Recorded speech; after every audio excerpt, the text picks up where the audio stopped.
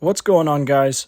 Today, I'm going to talk about 3 players that become free agents at the end of this season and why you should try to go after them and try and hold them.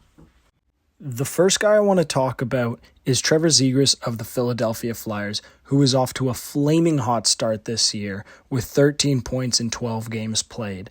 He hasn't had a fast start like this since the 22-23 season, where he recorded 12 points in 12 games to start the year. But even that was a bit streaky. He had a few multi-point games in there, but this is just a different level of consistency that we haven't seen from Trevor Zegras in a while. Now, that 22-23 season, Zegras recorded 65 points in 81 games played. And it's relevant because that year, he was on a contract year just like he is this year. So I think it's fair to expect that he'll put up similar numbers, if not even better this year, because he's a little bit older, got more years under his belt in this league, and he doesn't have the burden of being the number one star on the Anaheim Ducks. Now, Rick Tocchet, the head coach of the Flyers, is giving Zegras all of these chances. He's on the first line, he's on the first power play unit, he's getting almost 18 minutes of time on ice per game. So needless to say, Zegras is playing for a big bag of cash at the end of this season. So you should consider trading for him or picking him up if he's still even available in your league. Now, the next guy I want to talk about is Evander Kane of the Vancouver Canucks. Now, I know what you're thinking. It's Evander Kane. He's 34 years old. He did not play at all last year except for when the playoffs came around and he recorded 12 points in 21 games. But this is Evander Kane at the end of the day. We know what kind of player he is, how hard he plays, and if you have watched any Vancouver Canucks games this year, you'd see that he's still got a lot of energy in the tank. He's only averaging half a point a game right now.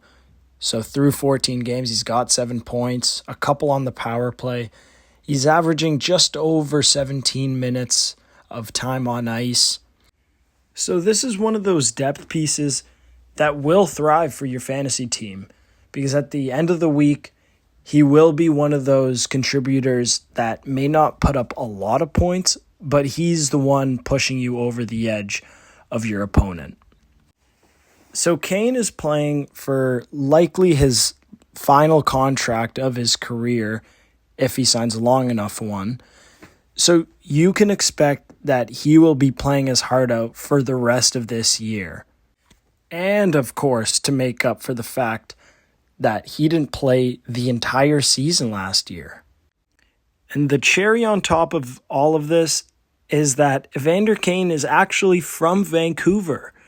So I think it's very fair to say that while he has that Canucks sweater draped over him, he will be playing his heart out. Maybe not as many road games as many home games, but the facts still should hold true. Now, the last guy I want to talk about is Kiefer Sherwood of the Vancouver Canucks as well, and funnily enough, Evander Kane's line mate. He's got a hilarious stat line through 14 games this season. 9 goals, no assists. He becomes a free agent at the end of this year, and I would not be surprised in the slightest if he absolutely torches his career-high point total of 40 points. Now, like I mentioned earlier, Kiefer Sherwood plays on a line with Evander Kane. And you know who centers that line? It's Elias Pettersson, Mr. Playmaker himself. So you can expect that Kiefer Sherwood's going to be scoring a lot more than 19 goals this season. I think we should be expecting at least a 30-goal season from him, considering he's put up 9 and 14 already. He gets just under 18 minutes of time on ice per game so far this season.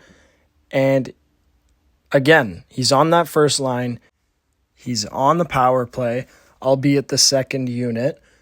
And he is also responsible for killing penalties. So In fantasy, when a player scores a shorthanded goal, obviously that's a boost. I think we can expect a couple of those from him this year. I'm very curious to see what these players end up with at the end of the season in terms of point totals, and considering the fact that they're on contract years. Let me know in the comments section below if you've got a free agent in mind that you think will do even better than these three players by the end of the year. And we'll see how it all shakes out. Thanks a lot for watching. Make sure you like, subscribe, comment if you have any of your own thoughts and opinions, and we'll see you in the next one. Peace.